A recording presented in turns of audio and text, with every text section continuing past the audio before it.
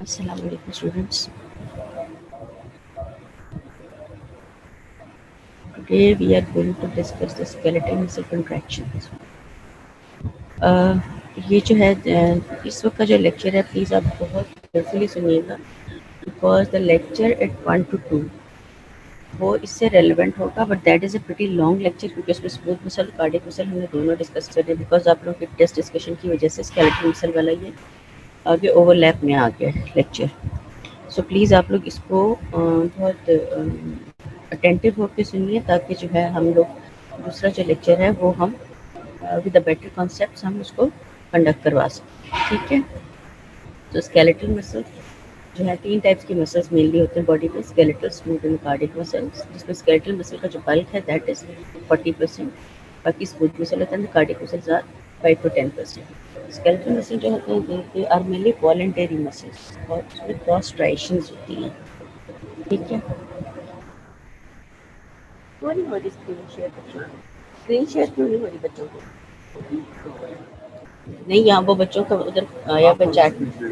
जी, ये वाली screen share करनी है, ये स्क्रीन नहीं शेयर करनी है. आपने मुझसे मैंने उसमें जो है ना लेक्चर की करनी है तो बच्चों का है कि उसमें तो स्क्रीन शेयर नहीं हो रही है और ये देखिए अब यहाँ से कनेक्ट भी नहीं हो रहा. तो फिर अब यहाँ देखिए ना, इसको करें ठीक कैसे करना है. ये ओपन जूम क्यों नहीं हो रहा इसमें? ओपन है, तो स्क्रीन शेयर स्क्रीन शेयर यहाँ से करके कौन सा शेयर करना है? शेयर हाँ जी, ये देखिए हाँ,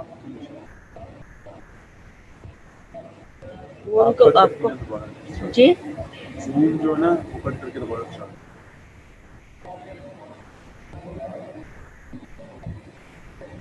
अब शेयर अब शेयर हो शेयर हो रही है. मेरा नहीं वो हो आप कहीं और चले शेयर हो जाएगा. हाँ, start. Let me check it chart. बच्चा आप लोग को स्क्रीन शेयर हो रही है? मैम हो रही है. चलो okay, will start with it.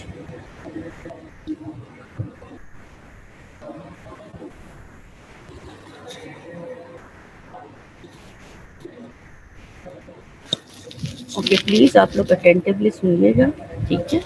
So that के हमारा जो नेक्स्ट लेक्चर है वो हम आराम से कंडक्ट करें. ठीक है. उसमें फिर वो काफ़ी ज़्यादा लेंथी लेक्चर है और इसमें आप देख लीजिए what I am trying to convey to you.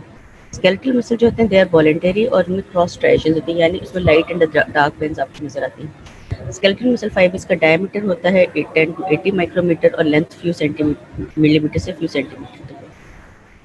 इसकी आउटर जो मेम्ब्रेन होती है उसको हम सार्कोलेमा कहते हैं. ठीक है. जैसे सेल मेम्ब्रेन होती है इसी तरह इसकी भी बाहर मेम्ब्रेन होती है इसके मसल फाइबर की, उसको हम सार्कोलेमा कहते हैं. एंड देयर आल्सो इसमें सारे ऑर्गेनेल्स भी होते हैं और न्यूक्लियाई भी होते हैं.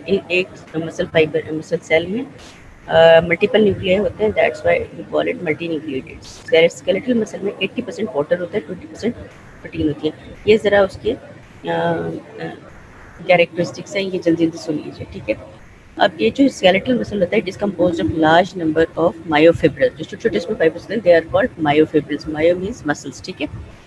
और they are present along the long axis, यानी जो है उसके अलोंग द लॉन्ग एक्सिस ये सारे अरेंज हुए होते हैं in the form of bundles. और हर जो मायोफिब्रिल है that is 1 to 2 micrometre in diameter. और उसमें दो टाइप के जो होती हैं फिलामेंट्स होते हैं. माइक्रोफिलामेंट्स, थिन फिलामेंट्स होते हैं और थिक फिलामेंट्स होते हैं. थिन फिलामेंट्स को हम कहते हैं एक्टिन फिलामेंट्स और थिक फिलामेंट्स होते हैं दे आर मायोसिन फिलामेंट्स. अब एक्टिन फिलामेंट की जो थिकनेस होती है 15 एंगस्ट्रॉम होती है, जबकि जो मायोसिन फिलामेंट्स है 100 to 120 एंगस्ट्रॉम तक वो थिक होते हैं. और लेंथ जो होती है एक्टिन फिलामेंट की 1 माइक्रोन होती है और जो मायोसिन होते हैं वो थोड़े से बड़े होते हैं, 1.5 to 1.6 माइक्रोमीटर होती है. ठीक है. दे पार्शली ओवरलैप ईच अदर. ठीक है. आम जो रेस्टिंग कंडीशन में दे पार्शली ओवरलैप ईच अदर और उस तरह से वो जहाँ पे वो ओवरलैप कर रहे होते हैं वहाँ पे डार्क बैंड बना देते हैं, जहाँ पे वो ओवरलैप नहीं कर रहे होते वहाँ पर लाइट बैंड बना देते हैं. ठीक है. और हर मायो एक जो मायोफिब्रिल होता है उसके अंदर 3000 मायोसिन 3000 एक्टिन फिलामेंट्स होते हैं, 1500 मायोसिन फिलामेंट्स होते हैं. ठीक है. एक्टिन का जो नंबर होता है that is double than the myosin filaments. Dark bands जो होते हैं उनको हम कहते हैं ए बैंड्स, और जो लाइटर बैंड्स होते हैं उनको कहते हैं आई बैंड। डार्क बैंड जो होते हैं वो बनते हैं मायोसिन फिलामेंट से, और जो एक्टिन फिलामेंट जो उसको ओवरलैप कर रहा है उस सारे पोर्शन को हम कह देते हैं डार्क बैंड, और जहाँ पे सिर्फ एक्टिन फिलामेंट पड़े होते हैं साइड्स पर, और उसको हम कह देते हैं लाइट बैंड्स। ठीक है। जो ए बैंड होता है यानी डार्क बैंड जो होता है वो एनिसोट्रॉपिक होता है। एनिसोट्रॉपिक का मतलब ये है कि जो इसका अन इक्वल रिफ्रैक्टिव इंडेक्स होता है, जिसकी वजह से लाइट को पोलराइज वो प्रॉपरली नहीं करता। जबकि आई बैंड जो होता है वो आइसोट्रॉपिक होता है, यानी वो लाइट को पोलराइज ठीक करता है, एक डायमेंशन में करता है पर्टिकुलर, और इसका रिफ्रैक्टिव इंडेक्स जो होता है वो भी यूनिफॉर्म होता है। ज़ाहिर है उसमें एक टाइप के ही फाइबर है, सिर्फ एक्टिन पड़े हुए हैं, तो उसका रिफ्रैक्टिव इंडेक्स जो होता है ना वो यूनिफॉर्म होता है। जबकि ए बैंड के अंदर दो टाइप के फाइबर्स होते हैं, मायोसिन एंड एक्टिन फिलामेंट्स, तो इसलिए उसका रिफ्रैक्टिव इंडेक्स जो होता है वो अनइक्वल या डिस्टर्ब होता है। ठीक है। अब जो ए बैंड होता है यानी डार्क बैंड, उसके दरमियान में एक लाइटर एरिया होता है जिसको हम कह देते हैं H zone, where there is no actin overlapping the myosin. Centre of H zone जो है उसमें एक लाइन होती है which is called M line, वहाँ पे आपके फाइबर्स जो होते हैं ना अटैच होते हैं। In the centre of the I band there is a disc, this gives attachment to the actin filament on both the sides. ये मैं अभी आपको डायग्राम में बता दूँ। Z is for the zerosensible, which means the disk or in between. Z उसका एक जो है इटालियन वर्ड है, वहाँ से इन्होंने जी लिया। ठीक है। अब ये देखिए इस डायग्राम में ऊपर आपको जो है नजर आ रहे होंगे light and the darker area. जो darker area that is the A band, और जो लाइटर एरिया है दैट इज आई बैंड और द लाइटर बैंड। ठीक है। अब दो लाइटर बैंड के दरमियान का जो पोर्शन है उसको हम सार्कोमेयर कहते हैं, और उसके दोनों साइड पर जो है वो that is disc. The area between two Z disc is the called the sarcomere. अब नीचे जो है उसने इसको थोड़ा सा एक्सप्लेन किया है और उसको ब्रॉडर कर दिया है। आप देखिए साइड पे जो वर्टिकल जो है these are the Z lines disc हैं साइड पर, और जो फाइव वो साइड्स पे अटैच हुए हुए हैं जी लाइन जी डिस्क से, और बीच में थिक फिलामेंट्स पड़े हुए हैं जो कि हैं माइसिन फिलामेंट्स। ठीक है। माइसिन फिलामेंट्स की साइड पे आपको नजर आ रहे हैं छोटे छोटे डॉट्स नजर आ रहे हैं, ये हैं इसके क्रॉस ब्रिजेस। ब्रिजेस का बहुत इंपॉर्टेंट एक्शन होता है इन द कंट्रैक्शन ऑफ मसल, क्योंकि क्रॉस ब्रिजेस के उठते ही इन्होंने एक्टिन के साथ अटैच होना है और फिर उसको मूव करना है। वो हम सारे वोकल थ्योरी में भी पढ़ेंगे। तो उसके साथ ये स्लाइड करते हैं ऊपर और कंट्रैक्शन होती है, और जी डिस्क जो होती हैं ड्यूरिंग द कंट्रैक्शन एक दूसरे के नजदीक आ जाती हैं। तो actin filament the myosin filaments they overlap each other. ठीक है। एक जोन देखिए राइट दरमियान में एक लाइटर एरिया का एक जोन भी है, आपको नजदीक दिखाया होगा। The Z disk of the myofibril is at the same level, so the dark and the light bands are at the same level. तो दोनों एक ही लेवल पर होती हैं। इस तरह लाइट और डार्क बैंड होते हैं वो एक प्रॉपर एक ही लेवल पे बनते चले जाते हैं। Cross striations are due to the alternate dark and the light band, इसी की वजह से हमें जो है मैक्रोस्कोपिकली स्ट्राइएशंस नजर आती हैं। Small projection from the surface of the myosin filament, जो कि मैंने आपको ये दिखाया है साइड्स पर, मायोसिन फिलामेंट की साइड पर छोटे छोटे डॉट्स जो है ना वो नजर आ रहे हैं साइड पर। दे आर द उनको क्रॉस ब्रिजेस कहते हैं, और ये they are absent in the area 0.2 microns. In the centre के अंदर ये नहीं होते, ये देख लीजिए सेंटर के अंदर नहीं है, और साइड्स पे जो है मायोसिन फिलामेंट का जो है पोर्शन वहाँ पे ये क्रॉस ब्रिजेस अटैच हुए हैं। ठीक है। Sarcomere is a portion of the myofibril between two successive Z discs. The functional unit of the skeletal muscle जो होता है उसको sarcomere होता है, and it consists of A band in the center and portion of the I band at both the ends. ठीक है। जैसे ये देख लीजिए sarcomere के बीच में A band सेंटर में है, और दोनों साइड्स के ऊपर जो है वो लाइटर बैंड और आई बैंड्स लगे हैं। At rest the length of the sarcomere, जब रेस्ट पे होता है सार्कोमेयर की लेंथ 2 to 2.5 माइक्रोन्स होती है, लेकिन जब वो कंट्रैक्ट कर जाता है तो इसका जो साइज है वो रिड्यूस होकर 1.5 माइक्रोन्स तक रह जाता है। ज़ाहिर है जब जी डिस्क नजदीक आ जाएंगी तो सार्कोमेयर की लेंथ कम हो जाएगी। This is another representation of the different filaments of the skeletal muscle. Now different types of proteins होती हैं स्केलेटल मसल में। एक स्ट्रोमल प्रोटीन्स होती हैं जिसमें कोलेजन और इलास्टिन होता है जो कि सारा उसका स्ट्रक्चर बना रही है। ठीक है। सेलुलर प्रोटीन्स होती हैं एल्बुमिन एंड ग्लोबुलिन, जो कि उसको नरिशमेंट के लिए भी होती हैं और different other functions to perform. Special protein जो कि स्केलेटल मसल में होती है वो मायोग्लोबिन्स होती हैं और कॉन्ट्रैक्टाइल प्रोटीन्स होती हैं। Myoglobins are very important. So myoglobin जो है वो एक हीम कंटेनिंग, हीम जो होता है ना दैट इज अ पोर्शन और within the red blood cell, जैसे हीमोग्लोबिन होता है ब्लड में, तो उसका हीम पोर्शन जो है जो आयरन कंटेनिंग प्रोडक्ट होती है वो that is also present in the skeletal muscle, ठीक है। It consist of conjugated protein it has high affinity for the oxygen, यानी इसके अंदर चूंकि हीम प्रेजेंट है इसलिए ये ऑक्सीजन के साथ इसकी बाइंडिंग कैपेसिटी बहुत ज़्यादा होती है। और इसका फ़ायदा इस मसल को ये होता है कि चूंकि मसल कंट्रैक्शन के दौरान ऑक्सीजन ज़्यादा चाहिए होती है, तो चूंकि मसल के अंदर मायोग्लोबिन होता है जिसमें कि हीम प्रेजेंट है, तो इसके साथ ऑक्सीजन जाके अटैच हो जाती है, ठीक है। सो इजीली अवेलेबल होती है। It can bind oxygen at very low, अगर पार्शियल प्रेशर ऑक्सीजन काफ़ी कम भी हो तो भी ये आसानी से उसके साथ अटैच हो जाती है। P50 value of myoglobin is 6 millimeters of mercury and myoglobin acts as a reservoir of oxygen in the muscle, ठीक है। जितनी ज़्यादा मायोग्लोबिन होगी उतनी ही मसल को ऑक्सीजन की अवेलेबिलिटी ज़्यादा होगी। अब आ जाती हैं आगे कॉन्ट्रैक्ट टाइप। ये जो है these proteins are involve in the contraction mechanism, mainly जिसमें होती है माइसिन, एक्टिन, ट्रोपोमाइसिन और ट्रोपोनिन होती है। इसमें एक टाइटिन होती है। टाइटिन जो है ना स्प्रिंग लाइक प्रोटीन होती है which keeps the contractile proteins in the place, यानी वो बीच के अंदर इंटरस्पेस्ड होती है।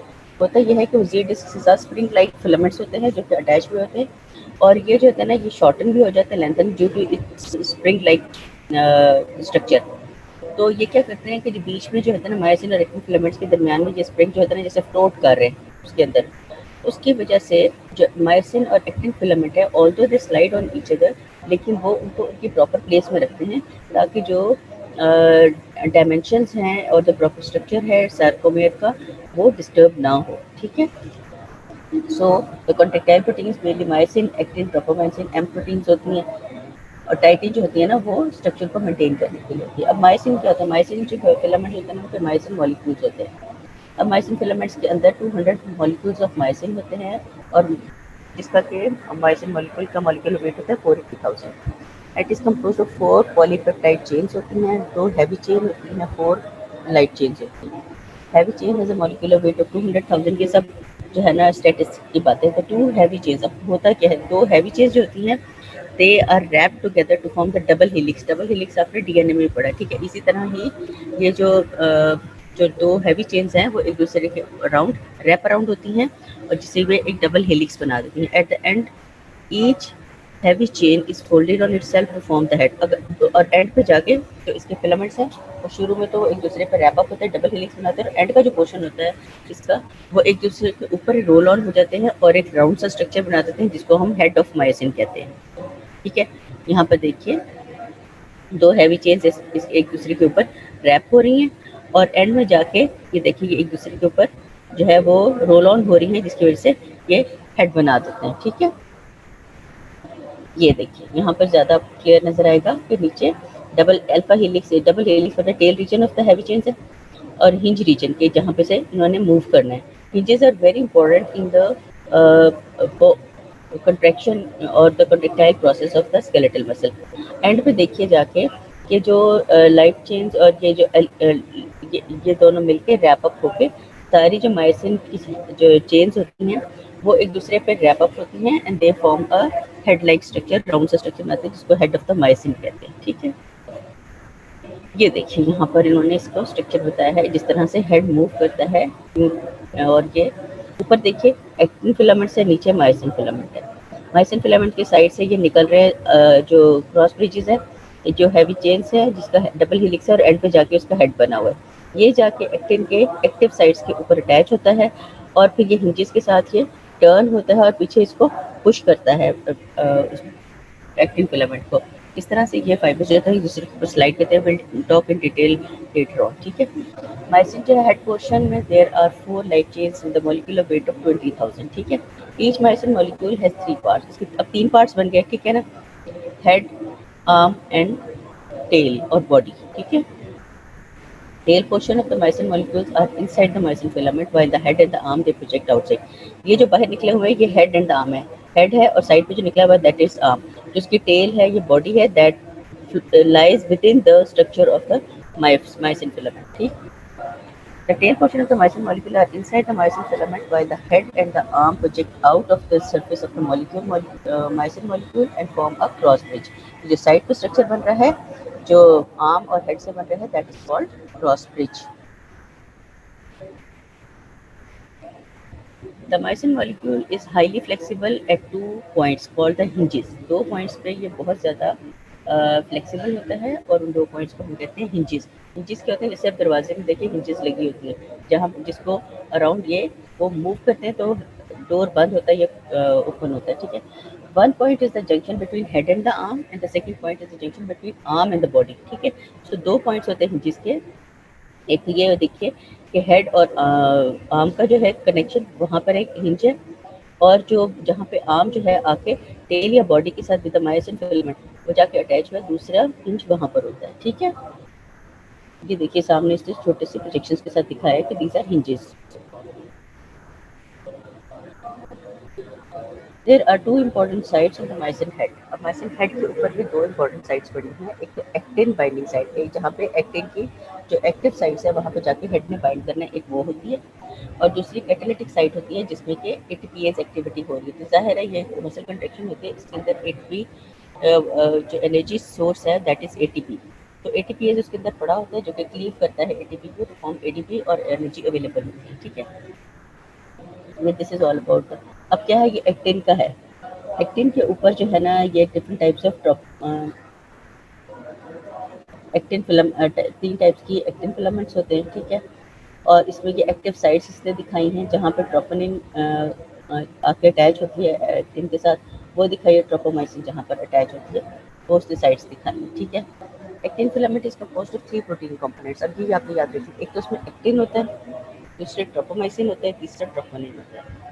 The backbone of the actin filament is a double helix stranded F-actin protein molecule represented by 2 lighter colored strands, ठीक है। इसमें ये डबल हेलिक्स है जो कि लाइटर कलर्ड स्ट्रैंड्स के साथ उन्होंने इसको शो किया है, ठीक है। It forms the skeleton of the actin filament and consists of 2 F-actin strands coiled together, ठीक है।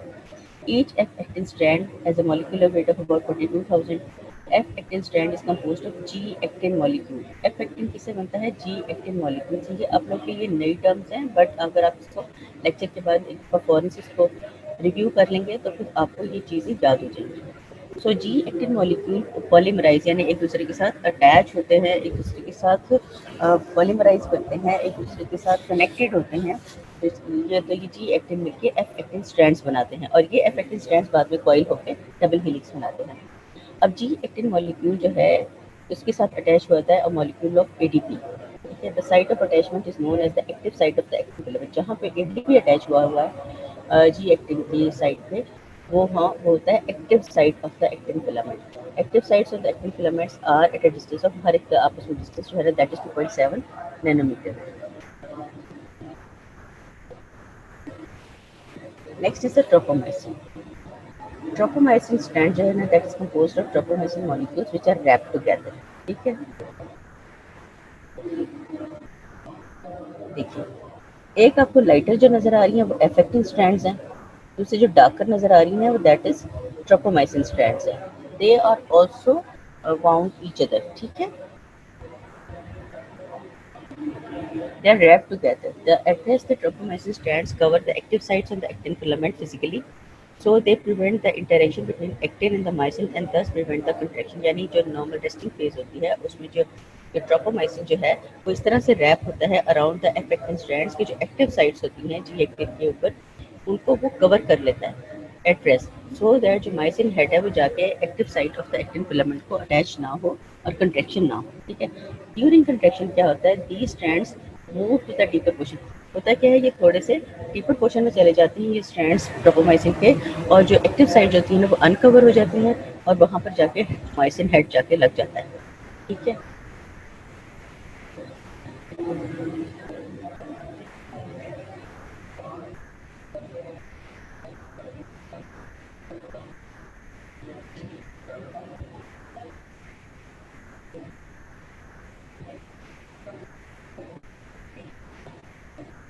ये देखिए अब यहाँ पर मैंने दिखाया है सारे एक्टिन जो है ना वो सारा बाउंड हुआ है टुगेदर, इसके बीच में भी ट्रोपोमाइसिन भी जा रहा है, आपको ये ब्राउन सा नजर आ रहा है, ठीक है। जो ट्रोपोमाइसिन जो है ना वो यूजुअली कवर करता है द एक्टिन फिलामेंट को, ठीक है। एक्टिन के जो एक्टिव साइट्स है उसको वो कवर करके चलता है, बट ड्यूरिंग कंट्रैक्शन उसको अनकवर कर देता है जब कैल्शियम आता है और ये आके अटैच होता है विद द एक्टिन। जो हम आगे बढ़ेंगे तो वो कंफर्मेशन चेंज ले आता है in the different types of proteins, और उससे ये the portion of the active site of the active filament uncover होता है और जाके वहाँ पे माइसिन हेड लग जाता है, ठीक है। Troponin is a complex of small proteins attached to tropomyosin. There are three types of troponins. Troponin D, which has the affinity for tropomyosin. Okay, so through this, the complex is bound to tropomyosin.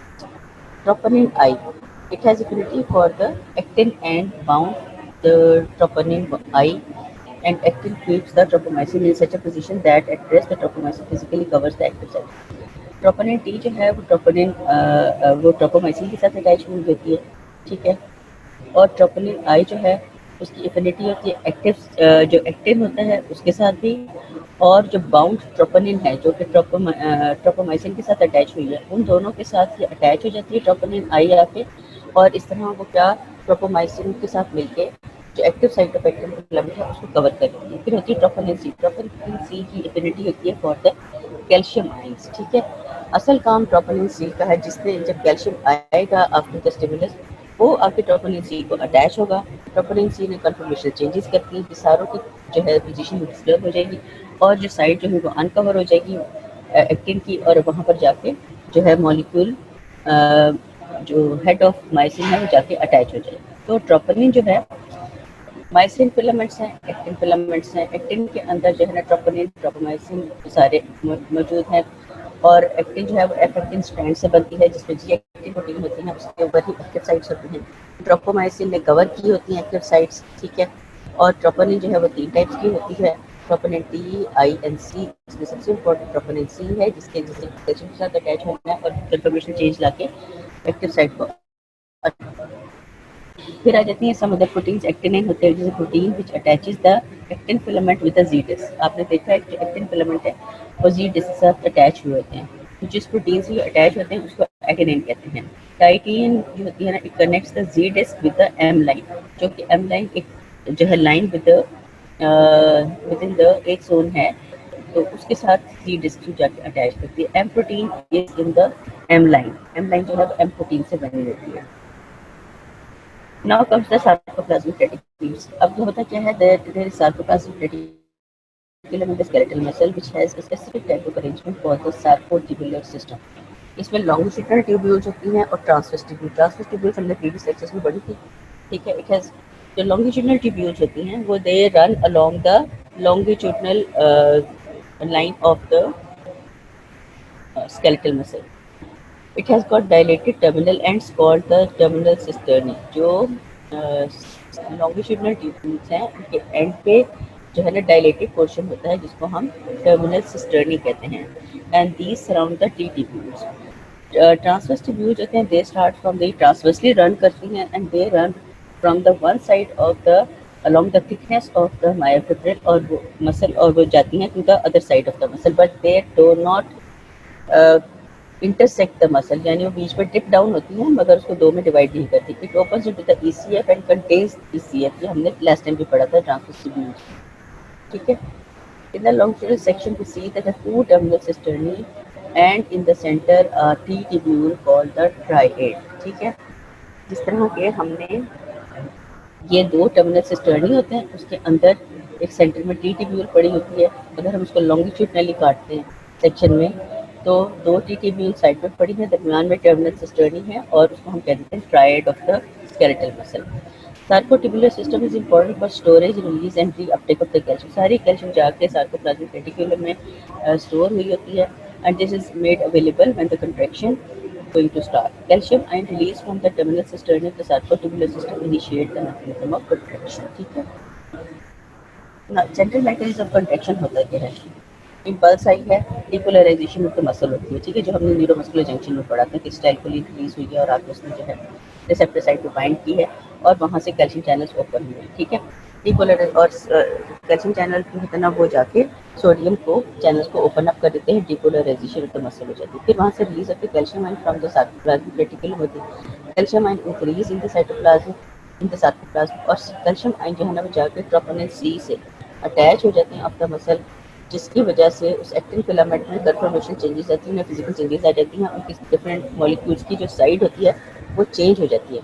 In the presence of large amount of the calcium, the inhibitory effect of the troponin ट्रोपोमाइसिन on the actin filament is itself inhibited. ठीक है, जब large number of calcium आता है तो वो जाके जो troponin सी है उसके साथ अटैच होता है, उसकी वजह से डिफरेंट फिजिकल चेंजेस आ जाती हैं, यानी वो थोड़ा सा मूव कर जाता है, जैसे वाइंड होगा टुगेदर ईच अदर, तो वो थोड़ी थोड़ी सी अनबाइंडिंग होती है, जिसकी वजह से जो एक्टिव साइट होती है ऑन द एक्टिन फिलामेंट वो अनकवर हो जाती है, ट्रोपोनिन ट्रोपोमाइसिन कॉम्प्लेक्स उसमें से हट जाता है और वहाँ पर जाके वो जाके हेड ऑफ मायोसिन अटैच हो रहा है। This initiate attractive forces between the actin and the myosin filaments, causing them to slide alongside each other, which is the contractile process। ठीक है, आफ्टर ये क्या है, एक दूसरे के ऊपर जो अटैच होते हैं और डिटैच होते हैं, this is the whole process of the active side और मायोसिन हेड के दरमियान जो है ना अटैचमेंट एंड डिटैच। जब अटैचमेंट होती है तो वो उसको एक्टिन फिलामेंट को स्लाइड करके आगे मूव करता है, और जब डिटैचमेंट होती है तो हेड अलग आके और फिर दोबारा नए एक्टिव साइड के ऊपर अटैच हो जाता है। इस अटैचमेंट और डिटैचमेंट की वजह से जो एक्टिन फिलामेंट होता है वो स्लाइड करता है ऑन द मायोसिन फिलामेंट, और ये कंट्रैक्शन का प्रोसेस कंप्लीट होता है। After fraction of a second, calcium pump is pump. थोड़ी देर बाद ही, जबकि हमने इसमें न्यूरोमस्कुलर जंक्शन में भी पढ़ा था कि जब कैल्शियम आ जाता है विद इन द सार्कोप्लाज्म, काफ़ी ज़्यादा हो जाता है, मगर more than the required quantity, और जब कंट्रैक्शन का प्रोसेस खत्म होता है, पीछे से जो स्टिमुलस है वो खत्म हो जाता है, डिपोलराइजेशन खत्म हो गई है, तो जो एक्सेसिव कैल्शियम होता है that is pump back into the sarcoplasmic reticulum to be stored there and to which can be used in the subsequent contraction. ठीक है, सो जब स्टिमुलस आता है कैल्शियम रिलीज होती है, डिपोलराइजेशन होती है, कैल्शियम रिलीज होती है, कैल्शियम जो है ना वो जाके with in the sarcoplasmic reticulum से निकल के सार्कोप्लाज्म में आ जाती है, सार्कोप्लाज्म में आके वो एफ जो ट्रोपोनिन सी जो थे उसके साथ अटैच हो जाता है। ट्रोपोनिन सी के साथ अटैचमेंट से एक्टिन जो फिलामेंट सारा ट्रोपोनिन ट्रोपोमाइसिन कॉम्प्लेक्स बना हुआ है वो सारा उसमें कन्फर्मेशन चेंजेस आ जाती हैं, एक्टिव साइट जो होती है ना वो ओपन हो जाती है, वहाँ पे जाके हेड अटैच होता है, और बाय द स्लाइडिंग मैकेनिज्म वो कंट्रेक्टाइल प्रोसेस कंप्लीट हो जाता है। जब कंट्रेक्टाइल प्रोसेस कंप्लीट होता है, जो एक्सेसिव कैल्शियम है that is pump back by the calcium pump into the sarcoplasmic reticulum to be stored. ठीक है, अब मॉलिक्यूलर मैकेनिज्म क्या हो रहा है, मॉलिक्यूलर लेवल पे क्या हो रहा है during this whole process. Sliding filament mechanism of the muscle contraction, ये this is the main sliding filament mechanism. In the relax state the ends of the actin filament extending from the two successive Z disc rarely overlap one another, यानी in the relax state में होता ये है कि actin filament दूर दूर बड़े होते हैं एक दूसरे से, और जी डिस्क के साथ अटैच होते हैं, और वो एक दूसरे को ओवरलैप नहीं करते। कंट्रैक्टेड स्टेट में क्या होता है, these actin filaments have been pulled inwards among the myosin filaments. ठीक है, ये एक्टिन फिलामेंट एक दूसरे के करीब आ जाते हैं। जी डिस्क जो होते हैं they have been pulled by the actin, अब जी डिस्क जो होती है ना वो भी सेंटर की तरफ आना शुरू हो जाती है, up to the end of the myosin, जहाँ पर मायोसिन का एंड है ना वहाँ तक जी डिस्क जाती है, उससे ज़्यादा वो फर्दर कंट्रैक्शन नहीं होती। दस muscle contraction occurs by the sliding filament mechanism caused by the forces generated by interaction of cross bridges from myosin filament to the actin filament। ठीक है, वही बात that is repeated again and again कि जो cross bridges हैं उन्होंने उसके ऊपर माइसिन हेड लगा हुआ है, उसने जाके active site of actin filament को लगना है, उसने स्लाइड करके एक्टिन फिलामेंट को टूवर्ड्स सेंटर मूव करना है, जिसकी वजह से कंट्रैक्शन होगी, जी डिस्क एक दूसरे के पास आ जाएगी, but these disc can not contract beyond the end portion of the myosin fiber। ठीक है, energy required for this comes from ATP, सारी एनर्जीज में एटीपी से आती है। ठीक है, ये देखिए अब इसमें स्लाइडिंग मैकेनिज्म है सारा रिलैक्स स्टेट में और कंट्रैक्टेड स्टेट में। रिलैक्स स्टेट में आप देखिए एक्टिन फिलामेंट जो है ना वो एक दूसरे को इतना कोई हार्डली कोई बीच में सेंटर में देखें वो थोड़ा सा एक दूसरे को कवर कर रहे, एक दूसरे को ओवरलैप नहीं कर रहे, but in the contracted state आप देखिए कि जो है एक्टिन फिलामेंट्स उन्होंने एक दूसरे को पूरा कवर किया हुआ है, और जो जी डिस्क है they are brought closer to the centre, but this does not go closer than the edges of the myosin filament. ये देखिए साइड पे जो डार्कर है जिसके साथ क्रॉस ब्रिजेस लगे हुए हैं डॉटेड, उससे उससे ज़्यादा वो फर्दर जी डिस्क जो है ना वो एक दूसरे के क्लोज नहीं आ सकती, यानी उससे ज़्यादा मजीद मसल फाइबर कंट्रैक्ट नहीं करेगा। ठीक है, लो this is again the same picture, और इसमें देखिए कि इसमें walk along theory of the contraction, और इसको हम रेशे थ्योरी ऑफ द कंट्रैक्शन भी कहते हैं। ठीक है, अब इसमें पहले पिक्चर समझ लीजिए। नीचे जो है ना माइसिन फिलामेंट पड़ा हुआ है, ऊपर एक्टिन फिलामेंट पड़ा हुआ है। माइसिन फिलामेंट के अंदर जो है ना, यहाँ पर माइसिन मॉलिक्यूल है, उसके 3 पोर्शन है, हेड है, आर्म है एंड द बॉडी या टेल है। बॉडी या टेल जो है ना पड़ा हुआ है माइसिन फिलामेंट के अंदर। यहाँ पर 2 हिंजेस हैं, ठीक है, एक तो हेड और आर्म के दरमियान और दूसरा आर्म और बॉडी के दरमियान या टेल के दरमियान। यहीं पे दोनों पे इसकी मूवमेंट होनी है। एक्टिन जो ऊपर पड़ा है, इसके ऊपर एक्टिव साइट्स हैं, जो कि जब तक के मसल स्टिमुलस नहीं आता और कैल्शियम रिलीज होकर एफेक्टिव के ऊपर नहीं अटैच होती, तो ये कवर्ड रहते हैं बाय द ट्रोपोनिन ट्रोपोमाइसिन कॉम्प्लेक्स, तो कंट्रैक्शन नहीं होती। लेकिन जब ये कैल्शियम आ जाता है तो एक्टिव साइट जो ब्लैक डॉट्स दिखाई हैं इन्होंने, वो हो जाती हैं अनकवर। वो अनकवर होती हैं तो जो माइसिन हेड है वो जाके उससे अटैच हो जाता है। माइसिन के अंदर जो है हमने पहले देखा है कि उसमें एक तो पड़ा हुआ है, इसमें जो है साइट है फॉर द अटैचमेंट एक्टिन के लिए है, और दूसरे कैटालिटिक साइट है। कैटालिटिक साइट के अंदर उसमें एटीपी पड़ा हुआ है, एटीपीएस एंजाइम पड़े हुए हैं। एटीपीएस एंजाइम में क्या करना है कि वो जाके उसको जो एटीपी बीच में रिक्वायर्ड है उसको क्लीव करना है। उसको क्लीव करके वहाँ से उसने एडीपी बनाना है और फॉस्फेट आयन रिलीज करना है, जिससे एनर्जी रिलीज होती है। वो एनर्जी यूज होती है कि जो मायोसिन जाके एक्टिव साइट ऑफ एक्टिन के ऊपर अटैच हुआ है, वहाँ से उसको एनर्जी प्रोवाइड करेगा और ये हिंजेस के ऊपर से ये उसको मूव करेगा। हिंजेस जो है ना मूव करेंगी और वो उसको आगे उसको स्लाइड कर देगा। जब एक सर्टेन टाइम के बाद जब हिंजेस फर्दर मूव नहीं कर सकती, तो ये डिटैच हो जाती है फ्रॉम द एक्टिव साइट और जाके फिर स्ट्रेट हो जाती है, जो कि डॉटेड एरिया में दिखाया इन्होंने, ठीक है। वो जाके फिर स्ट्रेट हो जाती है। नेक्स्ट क्या करता है, ये जाके फिर दोबारा से जब डिटैच होता है तो ये आगे जाके फिर एक नए एक्टिव साइट के ऊपर अटैच होती हैं और फिर जो है ना दोबारा वो process that is repeated again and again, ठीक है। यानी ये attachment and detachment of the myosin head जो है ना, that this is called power stroke. इस सारे प्रोसेस को कहते हैं पावर स्ट्रोक। और जो ये सारा मूवमेंट ऑफ द एक्टिन है ओवर या स्लाइडिंग ऑफ द एक्टिन है on the myosin filament with the help of this power stroke, उसको हम कहते हैं walk along theory.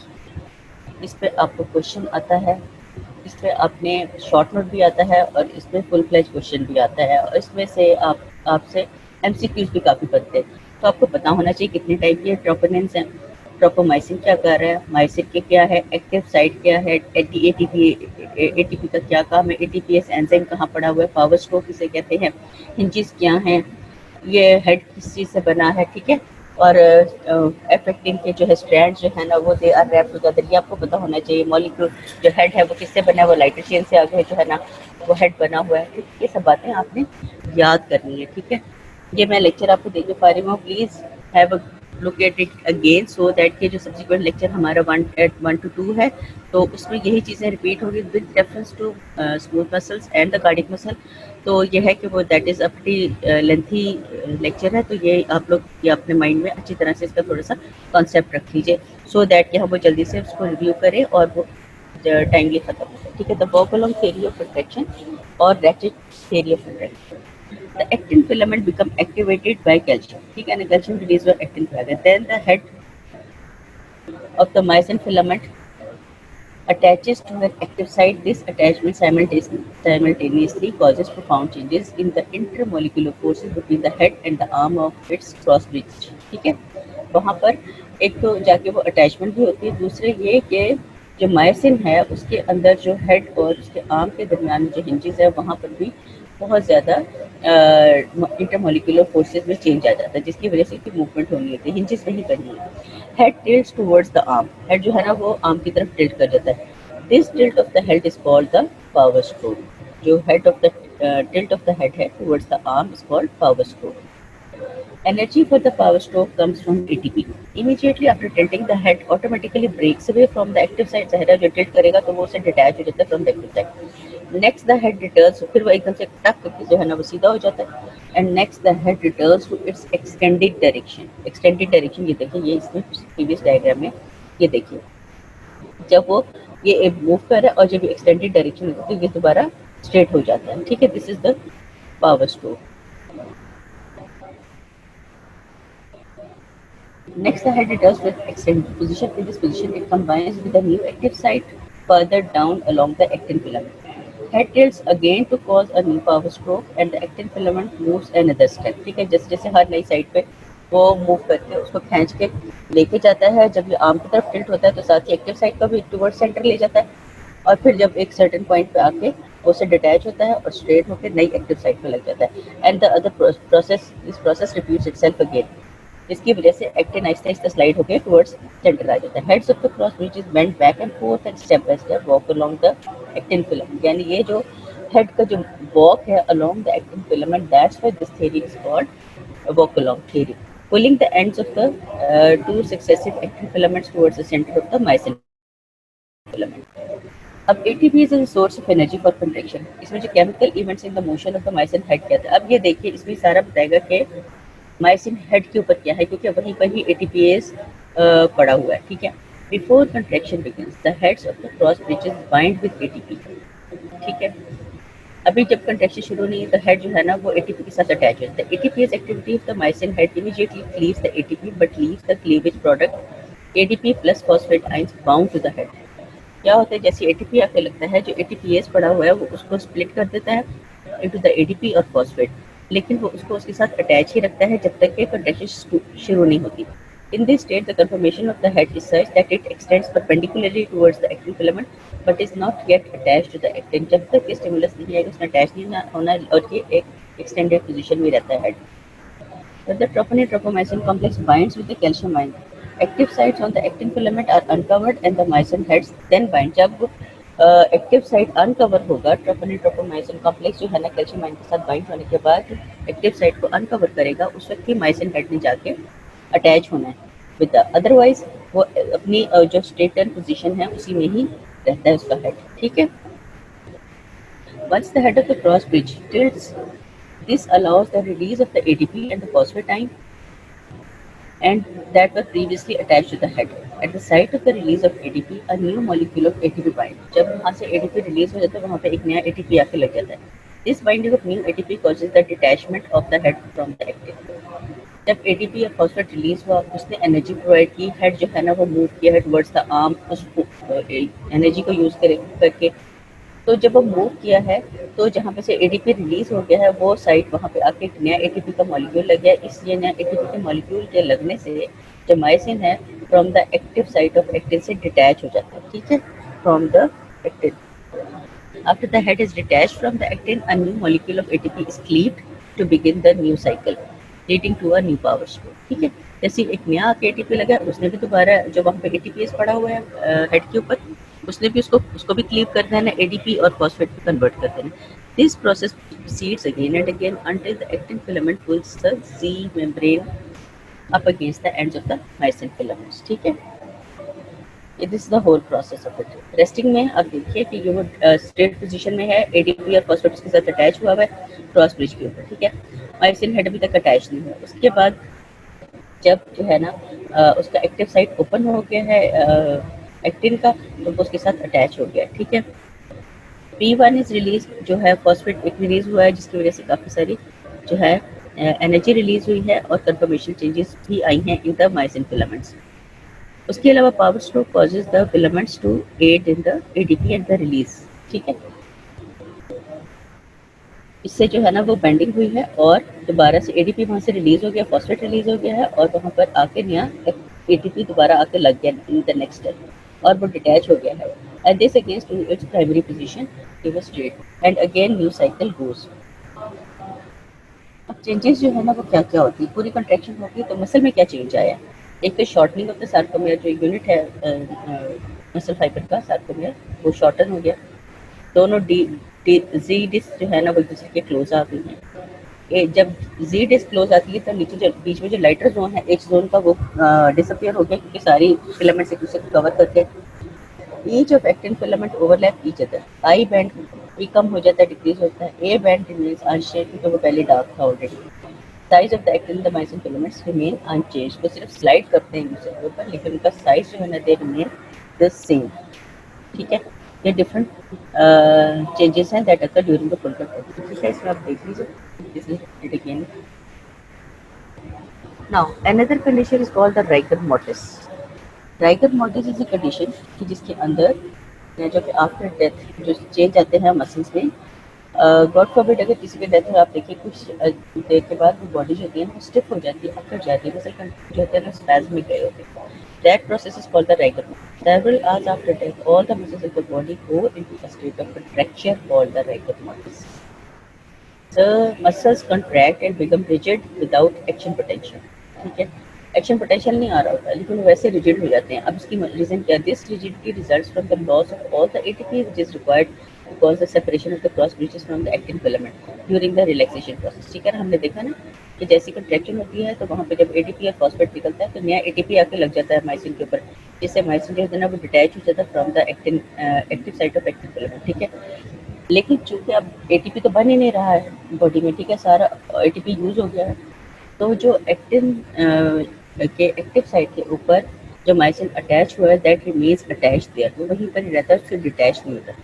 The muscle और मसल जो है ना वो एक कंट्रैक्टेड फेज में रहता है. The muscle remains in the rigor until the muscle protein deteriorates about 50 to 24 hours. जहाँ यहाँ तक कि जब तक वो जो मसल प्रोटीन है उसकी डिटेरियोरेशन नहीं होना शुरू, ज़्यादा ऑक्सीजन नहीं है, कुछ नहीं है, तो वो मसल जो होता है ना उसकी डिटेरियोरेशन या डैमेजेस शुरू हो जाता है, उसकी एफिशिएंसी कम होना शुरू हो जाती है 15 to 24 hours later, which presumably results from the autolysis caused by enzymes released from lysosomes. So lysosomes जो होते हैं ना उनसे enzymes रिलीज होते हैं जो कि उन प्रोटीन्स को ही डाइजेस्ट करना शुरू कर देते हैं. So no more proteins are available for it.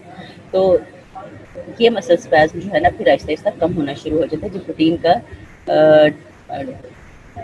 Deterioration या उसके लाइसिस ऑफ द प्रोटीन होना शुरू हो जाती है. All these events occur more rapidly at a high temperature. ठीक है, आफ्टर डेथ respiration ceases. ज़हर respiration नहीं होती. depleting the source of oxygen used in making of adenosine triphosphate. ज़हर एटीपी बनने के लिए ऑक्सीजन चाहिए होती है, respiration नहीं हो रही होती आफ्टर डेथ तो एटीपी नहीं बनती, जो ऑलरेडी एटीपी है वो यूज हो गई है. ठीक है, ATP is required to cause the separation of the actin myosin cross bridges during relaxation of muscle. When oxygen is no longer present, the body may continue to produce ATP via anaerobic glycolysis, and when the glycogen is depleted, the ATP concentration diminishes. The body enters the rigor mortis as it is unable to break those. ठीक है, there must be a breakdown of the muscle tissue by enzymes endogenous of bacteria during decomposition. Due to decomposition, the myosin heads are degraded by the enzyme allowing the muscle. होता क्या है कि वो उसका सारा ही sequence बता रहा है कि डेथ के बाद चूंकि रेस्पिरेशन नहीं थी, ऑक्सीजन अवेलेबल नहीं थी, एटीपी नहीं बनता था, जो एटीपी ऑलरेडी प्रेजेंट है वो फिर यूज हो गया हुआ. सो एक्टिन और मायोसिन जो अटैचमेंट हुई हुई है वो डिटैच नहीं होते और वो उसमें ही रहते हैं with in the contracted state. अब कुछ जो है ना एनर्जी आती है through the glycolysis of the glycogen stored, लेकिन फिर ये भी ग्लाइकोलिसिस है जिसकी एटीपी है वो भी यूज हो जाती है और एटीपी कंसंट्रेशन है वो डिमिनिश हो जाती है विद इन द बॉडी. ठीक है, और उसके बाद जो है ना no more ATP is available for the break down of the head from the actin side. और उसके बाद मसल टिश्यू को भी एनर्जी अवेलेबल नहीं है, तो उसमें भी एक तो break down of the muscle शुरू हो जाता है, दूसरे जो एंजाइम रिलीज होते हैं लाइसोसोम से वो भी मसल ब्रेक डाउन कर रहे थे, प्रोटीन्स को ब्रेक डाउन कर रहे थे. दूसरा जो डिकम्पोजिशन से जो डिफरेंट बैक्टीरिया वगैरह है वो भी जाके डिकम्पोज कर रहे होते हैं उन मसल्स को. सो डिकम्पोजिशन की वजह से जो माइसिन हेड जो है ना वो भी डिग्रेडेड हो जाता है और बाय एंजाइम्स भी डिग्रेड हो जाता है, तो allowing the muscle contraction to release. और उसके बाद जो है ना बॉडी आफ्टर 15 to 24 आवर्स वो बॉडी जो है ना वो दोबारा रिलैक्स हो जाए. ठीक है, this is the whole process. Rigor mortis is very important. आपको जो है ना छोटे से स्नैरियो के साथ द बॉडी जो है ना the person died a few hours after the body becomes contracted and rigid. What is the process called, उसको क्या कहते हैं, what is the pathophysiology behind this process. ठीक है, ये इस तरह का क्वेश्चन आपको सिनेरियो बना के इस तरह दिया जा सकता है राइगर मोर्टिस पे, और राइगर मोर्टिस पे एग्जैक्टली स्ट्रेट अवे क्वेश्चन भी आ सकता है. ठीक है, सो इसी तरह ही होती सारी वही चीज़ें हैं, बस थोड़ा सा उसको एक स्टोरी के साथ बता दिया जाता है. सो स्मार्टली ज़रा आप उसको देखा करें, पढ़ा करें, तो फिर आपको समझ आ जाएगी. अब एनर्जेटिक होता है कि मसल कंट्रैक्शन में सारा the source of energy for the muscle contraction is ATP. जो एटीपी किस किस के लिए यूज हो रही है, वॉकलॉग मैकेनिज्म के लिए, pumping of the calcium ion from the sarcoplasm into the sarcoplasmic reticulum, and for pumping of the sodium and the potassium ions through the muscle fiber. इन सारे प्रोसेस के लिए एटीपी इस्तेमाल होती है. 4 millimoles of ATP is sufficient for the contraction for 1 to 2 seconds. 1 to 2 seconds की contraction के लिए 4 millimoles of ATP sufficient होती है. ATP जो है स्प्लिट हो जाती है ADP में और by dephosphorylation, और ADP दोबारा फॉस्फोरिलेट होकर ATP बना देती है. Second source of energy for muscle contraction आता है ग्लाइकोलिसिस से। जो ग्लाइकोजन स्टोर होते हैं बॉडी में और मसल फाइबर्स में और लिवर में भी होते हैं, तो उसकी जो है ना ब्रेक डाउन होती है ग्लाइकोलिसिस से, और it can in the absence of oxygen ये एनर्जी प्रोवाइड करते हैं for to form the ATP, और 2.5 टाइम्स से काफ़ी ज़्यादा एटीपी बढ़ जाती है। ठीक है, third source of energy for the muscle contraction आता है ऑक्सीडेटिव मेटाबॉलिज्म से। तो जो भी हमने फूड प्रोडक्ट्स है जो हमने खाए हैं, जिसके एंड प्रोडक्ट्स हैं अमाइनो एसिड्स वगैरह, उसकी जब ऑक्सीडेशन होती है तो उससे जो एनर्जी रिलीज होती है वो भी यूज होती है फॉर द मसल कंट्रैक्शन। सो तीन मेन सोर्स ऑफ एनर्जी हैं, एटीपी, ग्लाइकोलिसिस और ऑक्सीडेटिव मेटाबॉलिज्म से मसल कंट्रैक्शन के लिए एनर्जी आती है। फिर आ जाती है दो टाइप की कंट्रैक्शन होती है, आइसोमेट्रिक एंड आइसोटोनिक। आइसोमेट्रिक होती है कि जिसमें iso means same, metric means length, ये वो कंट्रैक्शन जिसमें के लेंथ तो सेम रहती है लेकिन जो टेंशन होती है with in the muscle fibre वो इंक्रीज कर जाती है। आइसोटोनिक होती है कि जिसमें tone of the muscle, tension तो नहीं बढ़ती है उसमें, लेकिन size of the muscle fibre जो है ना वो डिक्रीज कर जाता है। ठीक है, these are two different types of contraction. अब टाइप ऑफ मसल फाइबर्स दो टाइप्स के मेनली होते हैं, स्लो फाइबर्स होते हैं और फास्ट फाइबर्स होते हैं। स्लो और टाइप 1 फाइबर्स इनको रेड मसल्स भी कहते हैं। ये स्मॉलर फाइबर्स होते हैं और स्मॉलर नर्व फाइबर्स जो होते हैं इसको इनर्वेट की यानी स्मॉलर नर्व फाइबर्स की नर्व सप्लाई होती है, और इसमें बहुत ज़्यादा एक्सटेंसिव ब्लड जो है ना सप्लाई होती है इसकी, और इसमें मायोग्लोबिन भी मौजूद है जिसकी वजह से रेड कलर होता है, इसलिए हम इनको रेड मसल्स कहते हैं। और इसमें माइटोकॉन्ड्रिया बहुत ज़्यादा होता है और हाई एनर्जी कंटेंट होता है इसके अंदर, स्लो फाइबर्स में। दूसरे जो होते हैं वो फास्ट फाइबर्स होते हैं। तो टाइप 2 के होते हैं उनको वाइट मसल्स कहते हैं हम। ये लार्जर फाइबर्स होते हैं और इसमें सार्कोप्लाज्मिक रेटिकुलम बहुत ज़्यादा होता है क्योंकि इसमें कैल्शियम ज़्यादा होती है। ठीक है, लार्ज अमाउंट ऑफ इसमें ग्लाइकोलाइटिक एंजाइम्स भी ज़्यादा होते हैं, ब्लड सप्लाई कम होती है, मायोग्लोबिन कम होता है जिसकी वजह से ये वाइट मसल्स होते हैं, और इसमें माइटोकॉन्ड्रिया भी कम होती हैं। ठीक है, these are the two different types of the muscle fibre, slow and the fast. फिर आ जाता है समेशन। समेशन क्या होती है, तो मसल कंट्रैक्शन अकर हो रही है वन आफ्टर द अदर, एक दूसरे के आगे पीछे मसल कंट्रैक्शन हो रही है, फ्रीक्वेंसी ऑफ द कंट्रैक्शन बहुत ज़्यादा है। उसमें होता क्या है, ऑलरेडी कंट्रैक्टेड मसल के ऊपर दूसरी कंट्रैक्शन आ गई है, दे सबमेट ईच अदर, वो ऐड अप करती हैं सारी कंट्रैक्शन एक दूसरे को। ठीक है, so the force of contraction of the total muscle जो है ना वो बहुत इंक्रीज करती चली जाती है। बट अगर जो फ्रीक्वेंसी है इतनी ज़्यादा इंक्रीज कर दी जाए तो वो एक कंटिन्यूअस स्टेट ऑफ कंट्रैक्शन आ जाती है मसल्स की, जिसमें के बीच में रिलैक्सेशन फेज कोई नहीं होती, और उसको हम कहते हैं टेटनाइजेशन। तो समेशन और टेटनाइजेशन, इसमें शॉर्ट नोट्स आते हैं, आपको इन दोनों का डिफरेंस पता है। समेशन यह है कि frequency of the muscle contraction ज़्यादा हो गई है, वो एक दूसरे को कंट्रैक्शन एक दूसरे को ओवरलैप करती है और एक पावरफुल एक कंट्रैक्टिव फेज में आ जाता है मसल। लेकिन अगर ये फ्रीक्वेंसी बहुत ज़्यादा हो जाए तो ये कंट्रैक्शन इतना ज़्यादा ओवरलैप करती हैं कि जो मसल है वो that remains in a contracted muscle से कंट्रैक्टेड स्टेट में चला जाता है, और इसको हम कहते हैं टेटनाइजेशन ऑफ द मसल। ये देखिए इसमें तो शुरू में ये रेट ऑफ स्टिमुलेशन इंक्रीज करती जा रही है, फर्दर आगे इतना ज़्यादा इंक्रीज की है कि वो एक कंटिन्यूस जो है ना, बजाय इसके किस तरह कंट्रैक्शन आ रही हो, वो एक कंटिन्यूस लाइन बनती चली जाती है और वो एक कंटिन्यूस स्टेट ऑफ कंट्रैक्शन आ जाती है, और इसको हम कहते हैं स्टेज को टेटनाइजेशन। ठीक है, इसमें दोनों का आप फर्क देख सकते हैं, शुरू का पोर्शन है दैट इज समेशन और एंड का जो है दैट इज टेटनाइजेशन। फिर स्टेयर केस इफेक्ट और ट्रैपी। जब एंड द मसल, अगर मसल काफ़ी देर तक रिलैक्स हो और उसके बाद फिर सडनली उसमें कंट्रैक्शन स्टार्ट हो फॉर 15 टू 20 ट्विचेस, शुरू के जो है वो इतने पावरफुल नहीं होते हैं, और उसके बाद जो है ना उसकी स्ट्रेंथ जो है ना सक्सेसिवली इंक्रीज करी जाती है with in the further muscle contractions. ठीक है, और फिर वो एक स्पेसिफिक लेवल पे जाके एक कांस्टेंट उसमें एक आ जाती है जिसको हम कहते हैं प्लेचिंग। एक कंडीशन होती है मसल फटीग, एक prolonged and strong contraction of the muscle leads to the muscle. अगर एक प्रोलॉन्ग्ड और स्ट्रॉन्ग कंट्रैक्शन ऑफ मसल हो तो समटाइम्स एटीपी जो है ना वो डिप्लीट होना शुरू हो जाता है, या कैल्शियम अवेलेबिलिटी नहीं होती तो मसल दोबारा कॉन्ट्रैक्ट नहीं करता, उस हम या उसकी लेस पावरफुल मसल कंट्रैक्शन होती है, उसको हम कह देते हैं मसल फटीग। ठीक है, this is due to the depletion of muscle glycogen. Glycogen is another source of ATP, तो जब वो भी डिप्लीट हो जाता है तो फिर मसल फटीग कर जाता है। पहले तो जो एटीपी वैसे बन रही है माइटोकॉन्ड्रिया में with the use of oxygen, उससे होती है, अगर वो भी खत्म हो जाए और ग्लाइकोजन स्टोर भी खत्म हो रहा है और मसल कंट्रैक्ट ना कर सके, उस स्टेज को हम कह देते हैं muscle fatigue. Staircase effect होता है कि जब बहुत अर्सा जो है ना वो मसल कंट्रैक्ट नहीं किया है, यूज में नहीं रहा, तो उसके बाद जब इंक्रीज उसको स्टिमुलस जाता है तो शुरू की कंट्रैक्शन जो होती है ना वो they are not as strong, but successively more calcium is available there और स्ट्रेंथ ऑफ कंट्रैक्शन जो है ना वो इंक्रीज करती चली जाती है। इसको हम स्टेयर के जैसे सीढ़ियाँ चढ़ते हैं, so this is called staircase effect और ट्रेपी। ठीक है, this was all about this lecture. I hope you have understood everything. तो ये है कि इसको एक दफ़ा भी आप काइंडली पढ़ लेना, ताकि ये है कि नेक्स्ट वाले लेक्चर में हम लोग जल्दी से वो सारा हम कर लें। ठीक है, इसमें हमने पढ़ा है कि टाइप ऑफ मसल क्या होते हैं, स्केलेटल मसल क्या होता है, इसमें कौन कौन से पोर्शन है स्केलेटल मसल के, थिक थिन फिलामेंट एक्टिन और थिक मायोसिन फिलामेंट्स है, ए और आई बैंड्स हैं, और आई बैंड लाइटर बैंड है, ए बैंड जो है डार्कर बैंड है, जी डिस्क दोनों साइड पर है, दरमियान में जहाँ पर लाइटर जोन है ए बैंड के, that is called H zone, उसके दरमियान में एम लाइन होती है जो कि एम प्रोटीन से बनी होती है। ठीक है, ये देखिए। उसके बाद जो है ना जो साइड्स पे माइसिन के साइड्स पे जो है ना वो आर्म और हेड निकल रहा होता है, जिसको हम क्रॉस ब्रिजेस कहते थे। सार्कोमेर यूनिट है ऑफ द मसल कंट्रैक्शन। उसके बाद आ जाता है डिफरेंट टाइप्स ऑफ प्रोटीन्स आ जाती हैं, कोलेजन और इलास्टिक प्रोटीन्स होती हैं, सेलुलर प्रोटीन्स होती हैं, एल्ब्यूमिन ग्लोबुलिन, स्पेशल प्रोटीन्स जो होती है स्केलेटल मसल में मायोग्लोबिन होती है, कॉन्ट्रैक्टाइल प्रोटीन्स होती हैं। इसमें मायोग्लोबिन आ जाता है जिसमें हीम प्रोटीन पड़ा होता है, और वो जो है ना ऑक्सीजन बाइंडिंग टेंडेंसी इसमें ज़्यादा होती है, so it's very important for the muscle contraction. Contractile proteins में माइसिन आती है, एक्टिन आती है, ट्रोपोमाइसिन, ट्रोपोनिन और एफिप्रोटीन आ जाती है। टाइटिन जो है ना वो बीच में स्प्रिंग लाइक प्रोटीन्स होती हैं जो कि फ्लोट कर रही हैं, जो सारे स्ट्रक्चर्स को अपनी जगह पर।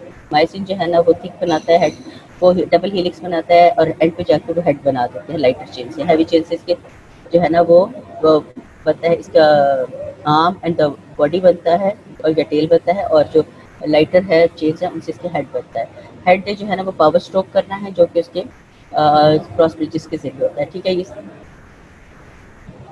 ये जो है ना एक्टिन जो है फिर एक्टिन रहता है इसके जो है एक तो एफ स्ट्रैंड्स होते हैं, वो they are bound together of actin protein के, और दूसरे ट्रोपोमाइसिन होते हैं वो भी इसके बाइंड अराउंड होते हैं।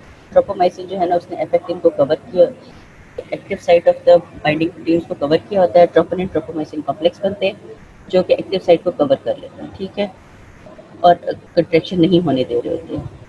एफ एक्टिन जो है ना स्ट्रैंड जो है ना वो जी एक्टिन प्रोटीन से बने होते हैं जिसके ऊपर एक्टिव साइट्स भी होती हैं। ठीक है,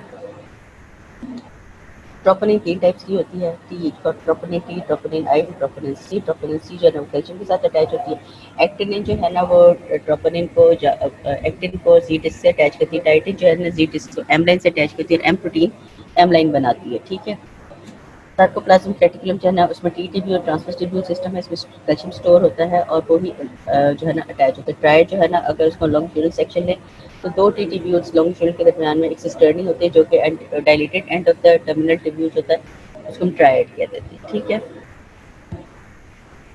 मैकेनिज्म डीपोलराइजेशन होती है, कैल्शियम रिलीज होती है, कैल्शियम इंक्रीज होती है सार्कोप्लाज्मिक रेटिकुलम में, वहाँ पे ट्रोपोनिन सी के साथ अटैच होती है, कन्फर्मेशन चेंज होती है उसमें, and this is the whole process goes again and sliding mechanism आ जाता है, हमने इसको देख लिया।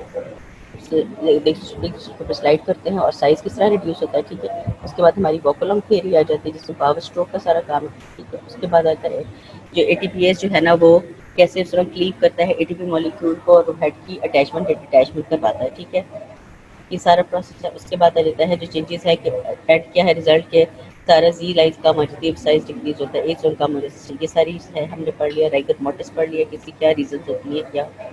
फिर एनर्जी सोर्सेज 3 होते हैं, एटीपी होता है, ग्लाइकोलिसिस होता है, एक्सीडेटिव मेटाबॉलिज्म होता है, आइसोमेट्रिक और आइसोटोनिक कंट्रैक्शंस क्या होती है, स्लो फाइबर और फास्ट फाइबर्स होते हैं मसल टाइप के, स्लो जो होते हैं रेड होते हैं, फास्ट होते हैं white fibres.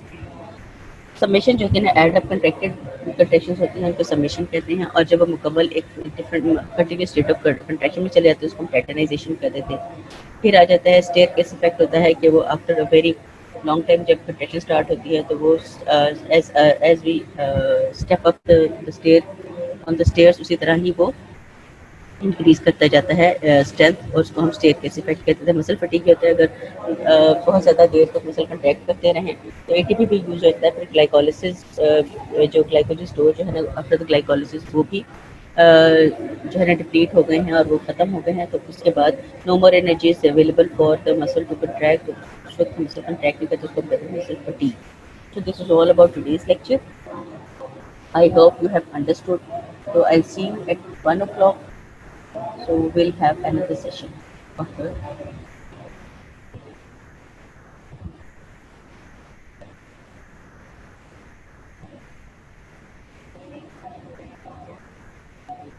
Do you have any question?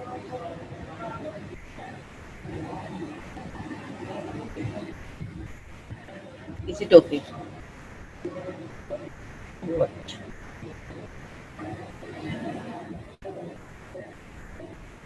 No, okay, इसको पढ़ लेना ज़रा प्लीज़, ठीक है?